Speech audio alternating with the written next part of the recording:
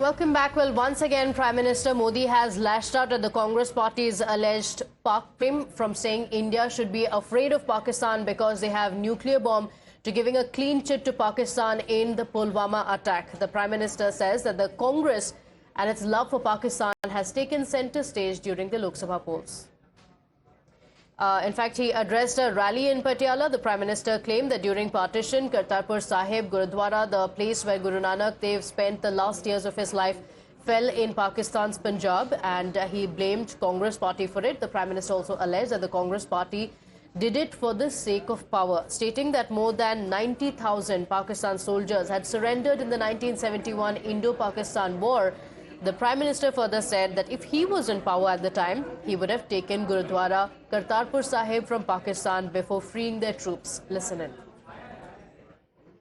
70 साल तक हमें करतारपुर साहिब को दूरबीन से दर्शन करने पड़ते थे। कि जब बांग्लादेश की लड़ाई हुई, 90,000 से ज्यादा पाकिस्तान के सैनिक सरेंडर कर चुके थे। हुकुम का पत्ता हमारे हाथ में था। अगर उस समय मोदी होता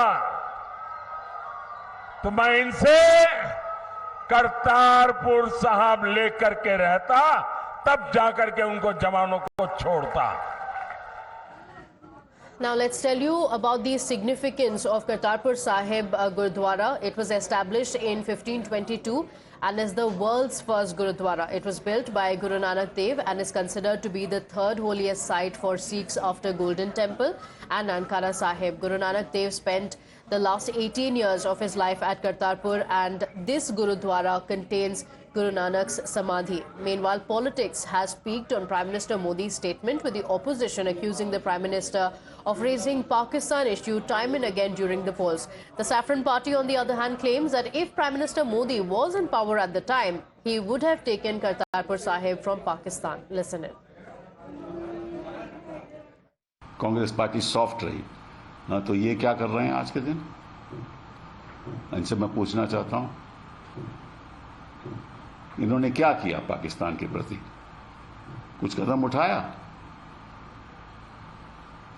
इन्होंने नवाज शरीफ को यहां बुलाया था जब ये पहले प्रधानमंत्री बने। तो सॉफ्ट कौन है?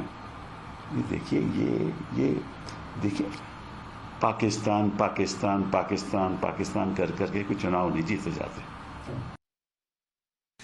इंदिरा गांधी ने उस वक्त जो किया वो पूरी दुनिया जानती है कि पाकिस्तान के उसने 2 टुकड़े किए। 90,000 के करीब जो फौजी थे उनके सरेंडर करवाया।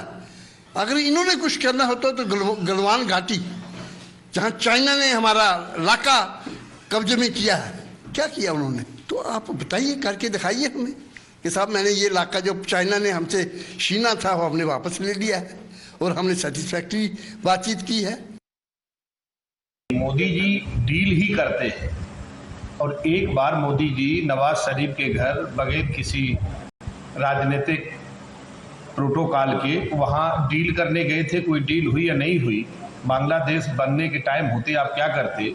इस देश में जिस समय आप हो, जिस समय जो समस्याएं हैं उनको निपटाइए। बांग्लादेश के साथ जो समस्याएं हैं, चीन के साथ समस्याएं हैं, पाकिस्तान की जो साथ समस्याएं हैं, जो आप बिरयानी खाने चले जाते हैं, तो ये डील करते रहिए अपने व्यापारी मित्रों के साथ। ये डील उनके साथ अच्छी लगती है।